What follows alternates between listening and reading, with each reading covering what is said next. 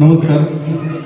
मी माझं भाग्य समजतो की डॉक्टर सर सारखे तरुण व्यक्तिमत्व माझे मित्र आहेत आणि सरांनी आवनी नावाचा सिनेमा केला होता.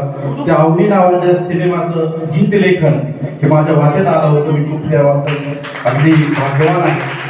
माझी कविता मी आज त्यांनाच समर्पित करतो, कारण ते मृत्युंजय आहेत आणि मी मृत्युंजय राहतील असा मी त्यांना इथे आज सरांना शुभेच्छा देतो.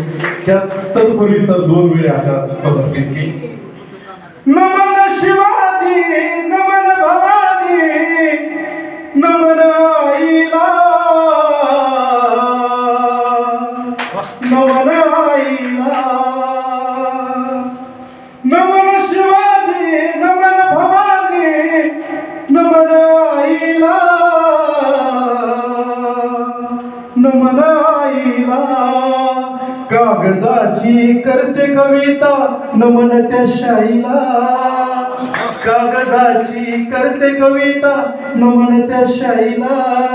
आणि माझी ही रचना या कर्णासारख्या अभेद्य व्यक्तिमत्वाला मी समर्पित करतो. सर रचना मुक्त छंदात आहे की महाभारतातल्या त्या संजयापरी, की महाभारतातल्या त्या संजयापरी या मराठवाड्यातल्या संजयने सुद्धा कैक वर्ष पाहिला इथल्याच काही राजकारणी कौरवांनी केलेला सामान्य माणसांवरचा अत्याचार. की महाभारतातल्या त्या संजयापरी या मराठवाड्यातल्या संजयने सुद्धा कैक वर्ष पाहिला इथल्याच काही राजकारणी कौरवांनी केलेला सामान्य माणसांवरचा अत्याचार आणि तो पेटून उठला करण्या बंड इथल्या लाख गोर गरीब पांडवांसाठी शिक्षणाच्या सिंहासनावर बसून, शिक्षणाच्या सिंहासनावर बसून अरे खोडून टाकला इथला अडाणी कारभार अगदीच निधड्या छातीने निस्वार्थपणे. की खोडून टाकला इथला अडाणी कारभार अगदीच निधड्या छातीने निस्वार्थपणे. चिखल आणि खचखळग्यांची वाट तुडवत कष्टकरी बळीराजांच्या झोपडीत जाऊन घास खाल्लेला हा शेतकरी पुत्र खुपत राहिला वर्षानुवर्षे आपल्याच काही लोकांच्या डोळ्यामध्ये. की खुपत राहिला वर्षानुवर्षे आपल्याच काही लोकांच्या डोळ्यामध्ये.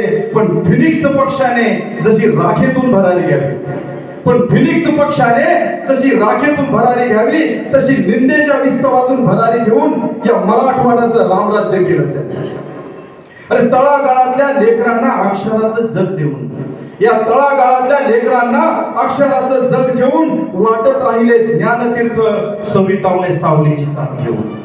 की वाटत राहिले रामतीर्थ सवितामय सावलीची साथ घेऊन. हर एक लेकरात आदित्य पाहिला, की हर एक लेकरात आदित्य पाहिला आणि अगदीच अपूर्व कामगिरी केली त्यांनी या कोरड्या भूमीमध्ये. अगदीच अपूर्व कामगिरी केली त्यांनी त्या कोरड्या भूमीमध्ये. रुग्णांच्या केवळ खांद्यावर हात ठेवून, की रुग्णांच्या केवळ खांद्यावर हात ठेवून त्यांचा अर्धा आजार बरे करणारे बाबा आमटे का म्हणू नये त्यांना हा मला प्रश्न पडतो. की वर्षभराच्या ताणतणावातून मुक्त होण्यासाठी, की वर्षभराच्या ताणतणावातून मुक्त होण्यासाठी सेलूकरांच्या ओंजळीमध्ये सुरभी सोहळा टाकणारे मला पालकच वाटतात.